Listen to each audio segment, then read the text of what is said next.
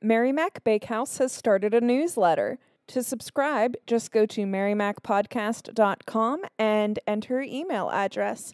You will receive one newsletter a week about news from Standing Chimney, Mary Mac Bakehouse, and every other week, an exclusive recipe from this podcast. That's marymacpodcast.com.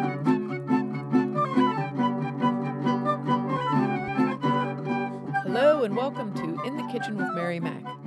Well, we're going to change things up a little because we've basically been doing vegetables for weeks. We're going to throw a sweet in here, and I've got a couple of nice little cookie recipes for you. These two cookies are two of my several go-to cookies for holidays, for taking to something that I'm invited to bring nice cookies to, and for weddings.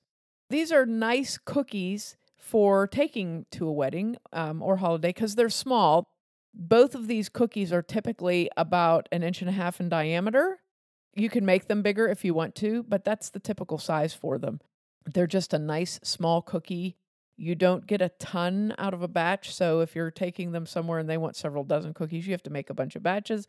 But each of these recipes probably makes about 3 dozen cookies. So the first recipe I'm going to give you is for hazelnut shortbread. And then the next recipe I am going to give you is for the cream wafer. Hazelnut shortbread it's exactly what it says. It's a nice little cookie. It is not too sweet, and it's very easy to make. And the nice thing about this recipe is you can actually make this up, put it in your freezer, and save it until you need it, and get it out and allow to thaw somewhat, and then slice it and bake it. This is a nice little slice and bake cookie, and it's very simple, but very good. Okay? So here we go. Hazelnut shortbread. You need 1 cup of butter. No substitutes. No margarine, no light, no nothing. This is real butter, and I highly recommend, by the way, if you're baking cookies that require butter, do not use super inexpensive butter. I will not name the brand names, but I will name the brand name you should use, which is Land O'Lakes. There are a couple of comparable brands to Land O'Lakes, but the cheaper brands, certain store brands in particular, their butter, I don't know why, but their butter seems to have a higher moisture content, even the unsalted butter. And it just makes, if you use the correct measurements for your flour in your recipe, it makes the dough too soft, too runny, too whatever. The consistency of the butter is wrong. And this I've found out over about the last year or so, it's not gotten better. So I would recommend that if you want to if you're making cookies that are going to be for something special and you want them to come out really good, use Land O'Lakes butter. I am not being paid for that buzz marketing. Now, should you use salted or unsalted butter? I always use salted. A lot of recipes call for unsalted, and you can use unsalted, but I usually use salted butter. It just depends on you. It's basically one has salt and one doesn't. I know a lot of people cite differences in the product, but to me, I don't feel it's that noticeable. If you are concerned about the salt content of something, I would definitely use unsalted. There's not that huge of a difference in it. Okay, so you need 1 cup of softened butter, 1/2 cup of white sugar, 2 tablespoons of maple syrup, 2 teaspoons of vanilla extract, 2 cups of all-purpose flour, not sifted but lightened, and I talked about that in a previous podcast, where you take your flour and stir it with a big spoon and kind of lift it up and fluff it up a little bit. So 2 cups of all-purpose flour, and then you need 1 cup of very finely chopped hazelnuts with your little nut chopper thing or your food processor. You can buy them in the grocery store in a small packet that are very finely chopped. They're kind of hard to find, though. They tend to make them a little bit bigger, but you need these to be pretty fine. For the drizzle on top, you need 1/2 cup of semi-sweet chocolate chips and 1.5 teaspoons of shortening.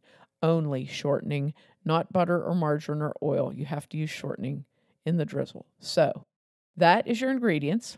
So now, in a mixing bowl, you're going to cream the butter and sugar, add the syrup and vanilla, and then add the flour until just combined. Fold in the nuts, and then you're going to take this and divide it into 2 balls, equal sized. You take one ball and you're going to make it into 2 1.5-inch diameter logs, okay? So what I do is I take a piece of wax paper and put it on your table or counter, and take one of your balls and kind of form it with your hands into a log shape. Try to get it about 1.5 inches in diameter, which, if you need to use a roller, use a roller. If you can eyeballing is fine. It would be about as big around as a quarter, slightly larger than a quarter. Take the ball and kind of form it into a log with your hands on your wax paper, and then bring your wax paper up around it. And then what I do is I squeeze that onto it and then kind of roll it on my surface to round it up. And then fold the ends of your wax paper over. And I usually will take my 2 little logs that I make, and I will slide them into a Ziploc bag and squeeze the air out and seal it. And then you're going to set those in your refrigerator for 2 hours until they're nicely chilled. Now, if you weren't going to make your cookies today, let's say you want to prep some dough because you're going to be making cookies for next week. This particular recipe, you can take those 2 little logs right now and throw them in your freezer in the plastic bag. And then I have done this a few times. If I know I'm going to be making, like, say I was going to be making cookie trays or something, I would do this. And then as I make my cookies, I get down to these, I bring them out, I let the chill come off of them, and then slice them and bake them. If we're just putting them in the refrigerator, once they're nicely chilled, we're going to cut them into 1/4 inch slices and place them 2 inches apart on ungreased baking sheets. You can put parchment paper on them, but you do not need to. And then you're going to bake these at 325 degrees for 14 to 16 minutes, or until the edges just barely begin to turn brown. So very lightly browned. You don't want to let them overbake. When they're done, you're going to remove them to wire racks to cool. And once they're cool, you're going to put the drizzle on them. So you're going to take your chocolate chips and melt them. You can put them in a glass, or I like glass, but if you don't have glass, you can put them in a metal bowl over warm water on the stove. Put a pan of water with about 1.5 inches of water in it on your stovetop, and just get it to where it's just starting to heat, not simmering or bubbling, but just starting to heat, and put your bowl over top, put your chocolate chips in it, and get them to melt, and then add your 1.5 teaspoons of shortening. And just make sure you use only shortening. What the shortening does is it gives a little bit of a sheen to the chocolate when you drizzle it, but it also helps the consistency so it drizzles nicely. The way I do the drizzling is I take an icing bag with the finest tip on it that you would use, like to write your name or something. If you don't have that, you can use a regular old Ziploc sandwich bag, put your melted chocolate into it, and make a tiny, tiny hole in the corner of the bag, and just lightly squeeze that and drizzle your cookies back and forth. Do that on your wire racks, because that way you can just let them sit there and harden up, and then they're done. I would recommend, as someone who is very clumsy and not the neatest baker, if you have not drizzled before and you are using the baggy method, don't test it out over a cookie. Maybe test it out over some wax paper to make sure it doesn't explode everywhere, because while they would still be delicious, they wouldn't necessarily be the prettiest if the chocolate just exploded all over them. Well, you just do one and then eat it if it messes up. It all works out. But that's it. And this recipe probably makes, I don't know, I usually get about 3 to 4 dozen out of it. You might get more, depending upon if you roll your log size to the correct size. If you roll them bigger, you get less cookies. This is a very nice little cookie. There's not a lot of sugar in it. It's like a true shortbread cookie, and it has that melt in your mouth texture to it when you eat them. They're very, very good cookie. And it's also a little bit different. Personally, I have never had this cookie other than myself making it. I've never seen it, and I've never had it other than me making it. So it's a special one you can take. People will really enjoy it. So that's number 1, hazelnut shortbread. Number 2 is a cream wafer, and this recipe comes from West Germany, back when it was East and West Germany. Isn't that funny? This recipe book was so old, the recipe is categorized as West Germany. And this came from someone who was employed in West Germany and submitted it to a recipe book. It's legit. And These are the best cookies in the world. I wasn't sure. I'd never heard them called cream wafers because I've only ever seen them at weddings. So usually you just call them the little wedding cookies. Yes. But they are, I could inhale an entire batch of them. They're so good. Yes, and this is these are the real thing. You have to use the real thing in this cookie. You cannot, I have had these cookies that people did not use the real thing, and I will go into this after I do the recipes, my slight rant, but you really need to use the real thing. Don't cut corners on this cookie. It uses real cream, it uses real butter, and it is real delicious if you make it that way. I usually, when I make cream wafers, I have a set of mini cookie cutters that are different shapes. So I have used a variety of different shapes. I actually think I got them from Pampered Chef maybe. But there's small cookie cutters. There's a heart, a star, a flower, a little round circle. Usually when I've seen these, they're flower shaped. Well, I usually make either round, flower shaped, or heart shaped, and I've done all of them. And I make mine very small, tiny small. They would be smaller than a quarter. I have seen them at weddings. They're usually like nickel sized when you make them. Yeah, I've seen them at weddings where they're like 2 inches in diameter, and that's nice. But that's a lot. For this cookie's really rich. So for this cookie to be that big, I mean, that's not terrible if you really love them. However, this cookie is really rich. So these are really nice cookies to make with a tiny little cutter because they have so much flavor just popping that little tiny cookie in your mouth. Okay, so you might eat 30 of them, but they are so good. I guess that's the advantage to making them bigger is you go, well, I only ate 15. Yeah. I cut back. Back this year, guys. Since the cookies are larger. Okay, so here's the dough for the wafer. The recipe for this is the ingredients. Oh, I'm all screwed up now because I'm getting excited about cream wafers. Okay, this is the ingredient list for the wafer part. 1 cup of butter, a 1/3 cup of heavy cream. Heavy whipping cream is what you usually see it called. 2 cups of flour, again loosened but not sifted, and 1/4 teaspoon of salt. That is your wafer. So here we go on the wafer. You want to make sure your butter is very cold, like right out of the refrigerator. You want to stir the salt into your flour till it's well mixed in. You want it to be really well mixed in, which will also lighten your flour, okay? Now here's what you're going to do. You want to do this if you've ever made a pie crust with butter, which you probably haven't, but maybe you have, I don't know. Who am I to know? How would I know?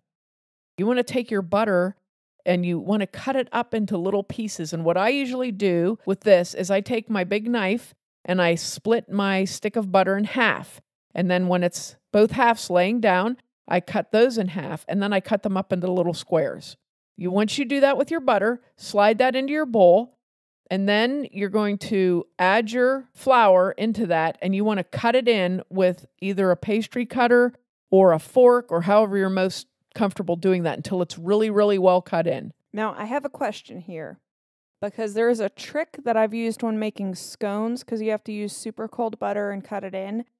Can you take the really cold butter and use a cheese grater? Yes, and grate it in. You could. I've never done that myself, but you could because I have done that. I have done that with scones, but I have not done that with this cookie. But you could do that. You could definitely grate your butter and put it in. Okay, and then what you want to do is get your flour and butter very well combined. You want it to be very, very well mixed. If you have big pieces of butter in this cookie, they literally blow out. You'll see it when you're baking them. You just have a big blowout in your cookie. So make it really well mixed in. And then you're going to add the cream and form it into dough. Once you have that formed into dough, what I do when I'm doing anything with this sort of a dough, either pie crust or anything where you're going to be rolling the dough out, when I form the dough into a ball, I will form it into 2 or 4 balls, small balls, and wrap each one in plastic wrap and put them into a container with a lid and put them in the refrigerator to chill. You want to chill this really well so that it rolls out nice. And then another reason you want to do that is when you roll it out, you're going to be rolling it out really thin. That is key with these cookies. You roll the dough out very thin and you cut it, and you want it to stay cool so it doesn't stick to the rolling pin and it rolls out nice. It'll probably also help keep you from overworking it. Yeah. Yep. So once you roll it out, you want to roll it out onto a floured board, floured surface, a pastry board, whatever you use, and you want to roll it out till it's very thin, and you cut it into, like this says, 1.5-inch circles. So if you don't have a 1.5-inch circle cutter, get one. I don't know what to use. I don't know what you would substitute. If you had a piece of pipe that was 1.5 inches internal diameter, you could use that. Well, now, do these shrink in the oven? Because normally they're not 1.5 inches big. Or do you use a smaller cookie cutter? Sometimes they do. They do shrink a bit, but actually they more puff up. And sometimes they become, I've had my little circles turn into ovals before. I don't even know why that is. They just do that sometimes. So they do kind of change a little bit in the oven. But for your cookie cutters, because you make them tiny, do you use a 1.5-inch diameter I don't know circle? what diameter that circle is. I want to say it's maybe 1 inch. I probably use 1 inch. Because I was going to say that seems bigger big, than what I yeah. do. But I think I use a 1 inch, probably. I bet the flour is 1.5 inches in diameter. I bet the flour is the little posy that I use. But we'll have a picture up on our Facebook page and Instagram, so you can see what the cookies look like.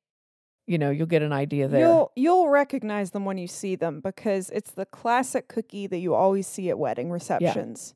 Yeah. So what you do is you cut all the little, this is how I do it. I cut all the little cookies out, okay? You want to have a bowl sitting next to where you're working that just has granulated sugar in it.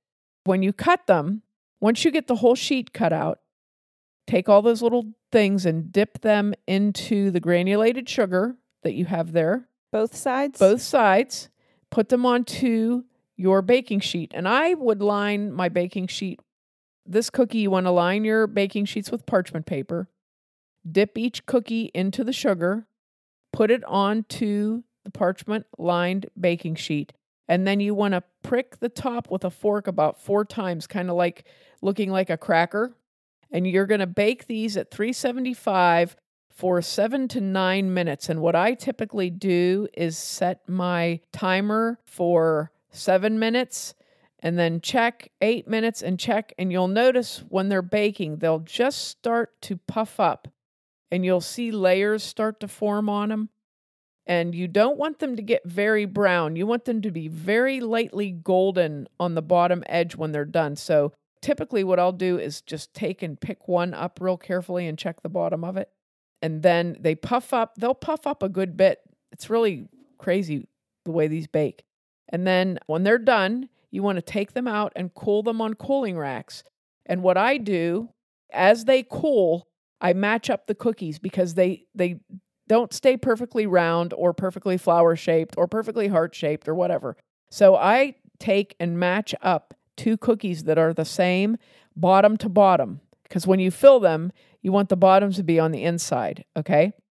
As they cool, I'll match them up bottom to bottom and just start stacking them off in pairs so that they're ready for when I put the filling in. Now for the icing. You're going to mix 1/4 cup of soft butter with 3/4 cup of sifted powdered sugar, and you do need to sift this because we're going to be piping this onto the cookies with an icing bag that has a star tip on it, and you don't want chunks of powdered sugar clogging everything up. And then you're going to add a teaspoon of vanilla. So 1/4 cup of soft butter, 3/4 cup of sifted powdered sugar, 1 teaspoon of vanilla. Once you have added all of your ingredients together, you want to mix this by hand with a wooden spoon and just make sure it's mixed really well. And it doesn't seem like you're going to have enough icing, but you're going to have enough icing because you don't put very much at all on your little cookies. And then what you do is you put your icing. You can tint the icing also if you want to, depending upon what you're going to do. You know, you can add food coloring to it just for if it's for Christmas. You could put green in there, red, or whatever. If you have a child that really likes pink, you can put pink in there, and then she will come and eat all the cookies. So, you know, those are things you can do. Now, when you fill them, I always use a star tip on an icing bag. This is the easiest way to fill them. If you try to use a butter knife and spread the icing, you will crush every cookie because they're very, very delicate. So get a set of icing decorating tools with a star tip, and use a large, not the great big star tip, but the one, it's got about a 3/8 inch opening in the end of it. That's the perfect size. And what you do, for example, for a round cookie, you put 1 shot of your icing on there. It'll be about a teaspoon of icing, and then you very lightly put the top on the cookie. So put your shot of icing, put the top on, and it'll still retain that little bit of icing shape from your star tip, and then set it aside. And if you're going to store these for any amount of time, you want to store them in your refrigerator in a nice airtight container. If certain members of your family who love these cookies find out that you're making them, you might want to store them in a safe that they do not know the combination to. And this is funny to say, but they make a lot of cookies, but they don't, because you use 2 little cookies for every cookie, okay? So this recipe probably makes about between 4 and 6 dozen cookies. So it makes a lot of little cookies, but by the time they're done. So these are nice. These are just a nice little cookie. And you can tint the icing. For example, if you know somebody's wedding colors, you can make the icing, to kind of go with their wedding theme. If you have a child who really loves the color pink, you can make the icing pink so that the child will be so happy. You can, do whatever you want to. Okay, now for the rant part. Not really much of a rant, but I feel like we should have a separate theme tune for when you go off on an ingredient rant. You'll have to find some sort of music for that. I want to say again, don't skimp on your ingredients, please. Use butter when it says to use butter. Use cream when it says to use cream. I know people want to try and cut calories out of things and that, but this, I always used to say to my kids when they were little, you've eaten cookies before. You don't need to eat 10 cookies, okay? You can, But the thing is, if you're going to make a cookie for someone to, I'm thinking like for a wedding or something like that. If you're invited to bring a cookie that you have made that people like, make it as good as you can. Make it with good ingredients and make it as good as you can. I come from a family of full-blooded Italian people who take great pride in their cookies. And when there's a wedding in the family, it is like the World's Fair of cookies. There's every cookie you have ever imagined or heard of or seen, just displayed beautifully. And and I always feel like you're in a competition, you're in a competition at an Italian wedding with your cookies, because if your cookie's really good, you'll hear that your cookie's really good. And if your cookie is not really good, you will hear for the rest of your life that your cookie is not really good. So, but it's really like, in our family, having the cookie table and taking your cookie is like giving an offering to the family. You know what I mean? It's like a special thing, and it's not something that you use the cheapest shortening you can buy and the cheapest butter you can buy, and you don't buy cookies to bring to a wedding reception. You don't buy cookies to bring, or if you're going to a cookie exchange or something, make a cookie. If you don't feel like you're a really accomplished baker or you're nervous about doing it, make a cookie that you are able to make and use good ingredients, and it'll be good. That's just all there is to it. It's true. If you make a simple recipe with really good ingredients, that is going to taste better than a really complicated recipe using cheap ingredients or substituting margarine for butter. Right. And that's the trick. Really, to be honest, that is the trick of cookery, is doing something that you are able to do well and using good ingredients. And you progress along as you become more and more accomplished at baking or cooking or grilling or whatever. You become more and more accomplished at it. You can do more difficult things. But if you master a good recipe, and that's kind of, like I said, that's the key to a cookie table. These are people who are masters of these recipes, and they take them in. They go in like they're looking for a blue ribbon, and it's a very, I know in our family, it has been very competitive in the past, but people were known for the cookie, people were known for certain cookies that they made. Different aunts and uncles and cousins, they were known for those cookies that they made. And that's something, you look back on fondly, thinking of Aunt so-and-so's cookies that she made or grandma's cookies that she made. So you want to have that, you want to make a good cookie and do that. And I don't know, I think I'm a cookie snob. I'm a general baked good. I don't know. I guess I'm a snob in general. I don't know. But I think that's really key though. And people always ask about, what's a cookie table like at a wedding in Western Pennsylvania or Eastern Ohio? What's it like? And it's like, oh, it's like this, like, don't eat the food, I mean, the food is good, but wait for the cookies. Are great. Wait for the cookies. Anymore, this is something that was unheard of when I was a kid. Actually unheard of until very recently, where people have little containers for you to take your cookies home now, which is really nice. I've seen people bring their own Tupperware to wedding receptions. Oh, yes, I have too. And, people used to take the plate and cover it with a napkin, and take the cookies home or sneak them home in their purse or whatever they had to do to get them out of there, But when I remember being a kid and there would not be cookies left, there weren't cookies to take home. People were wiping them out. You didn't go up there with a little thing and take home a little sack of cookies because they didn't exist.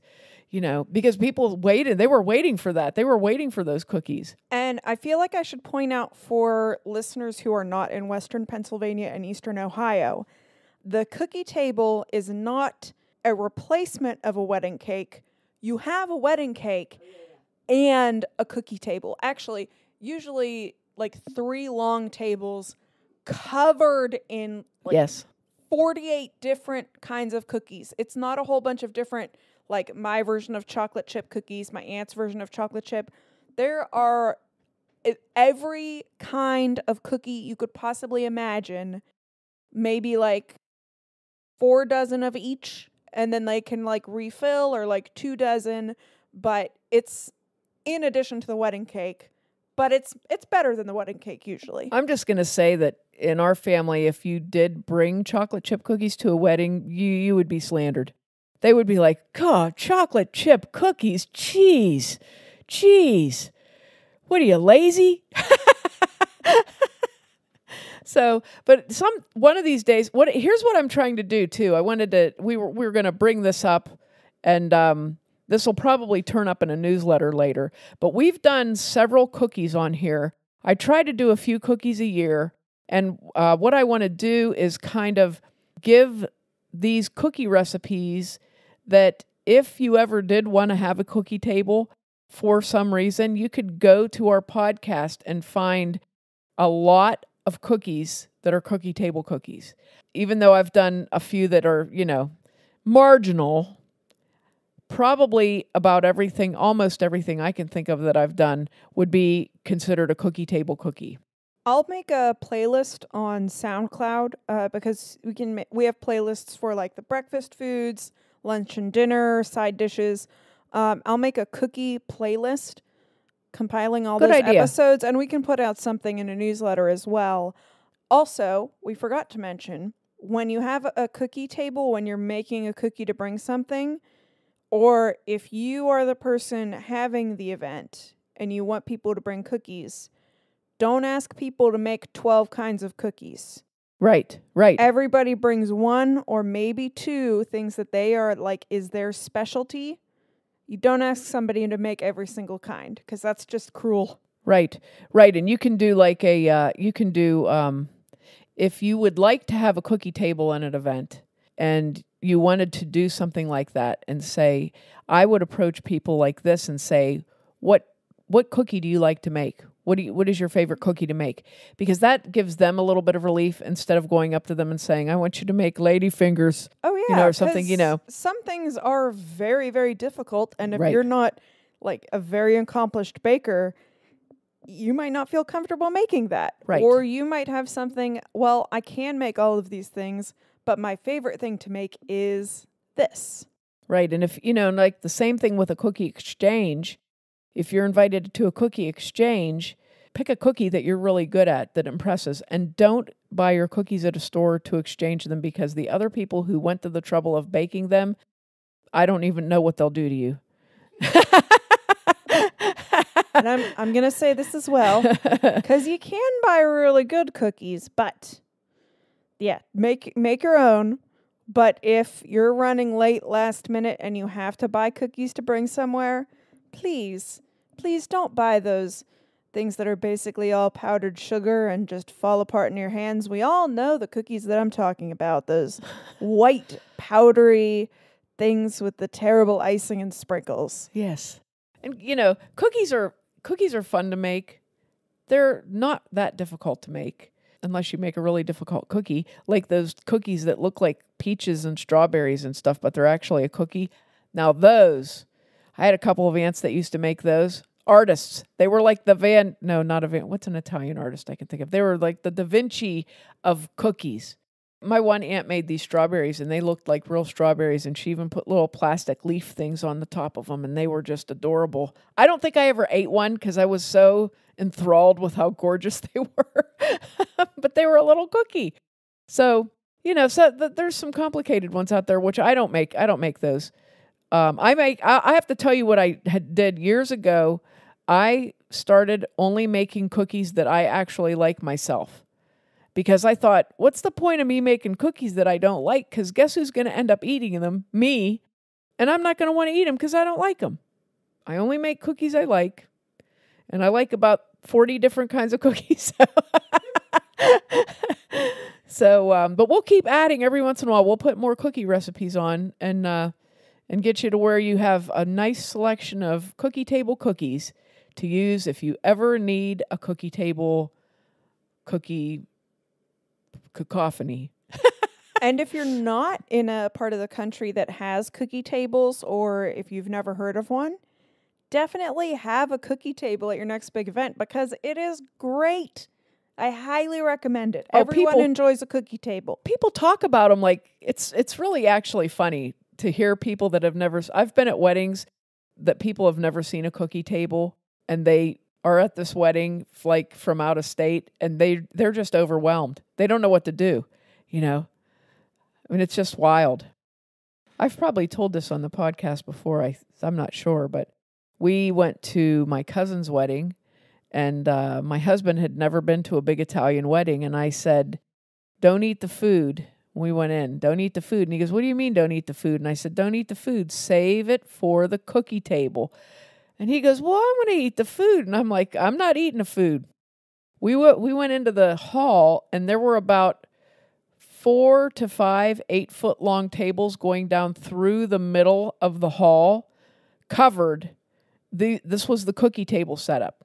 Okay. So. Not covered, mounded. Well, they had it covered with sheets. Yes, Yeah. But it wasn't just a flat display. Oh, no. There were, you could not have put it more looked cookies like on. the Alps covered with the sheets. So they had the dinner part, and I went up and got my kids something to eat, but I didn't get anything to eat. But my husband got a full plate full of food. Well, then they took the sheets off of the cookie. This is what they do. The sheets at an Italian wedding are like a maximum security prison. You don't go through those sheets. You don't peek. You don't lift. You wait. So then they take the sheets off, and they had a fountain in the middle and all of these tiered things all over with every cookie you ever saw in your every cookie known to Italy. And possibly Poland and maybe Hungary and parts of Eastern Europe and Asia. I don't know. There were every cookie you could ever imagine. And just the whole length of the table, interspersed with fruit and all that. It was gorgeous. And my husband had eaten a nice big plate of food, and he was totally unprepared. I, however, was ready, and I ate cookies. I don't even know how many cookies I ate, but I ate cookies, and they were delicious, every single one. That's the cookie you want. You want it to be when somebody eats one, it's delicious, and then the next cookie they eat, oh, it's also delicious. And, you just go along. No bad cookies. That should be like a bumper sticker. No bad cookies. But, yeah, that's our true life experience. True life. And that was the first time my husband had ever seen cookie tables like that. He'd never seen that before. Pretty awe-inspiring. When you get into the right wedding in Western Pennsylvania or Eastern Ohio, with that kind of a cookie table, yeah, something else. It's something else. So hopefully we'll get these recipes, we'll just keep adding, and you'll have a nice collection of cookie recipes for creating a cookie table. And make sure to check us out online on Facebook and Instagram at Mary Mac Bakehouse, on Twitter at Mobile Mary Mac and Mary Mac Podcast, and on our website, marymacpodcast.com. And we will also be open every Saturday in November and the first Saturday of December at Standing Chimney. Thanks a lot for listening if you did, and if you didn't, too bad for you. And use real butter.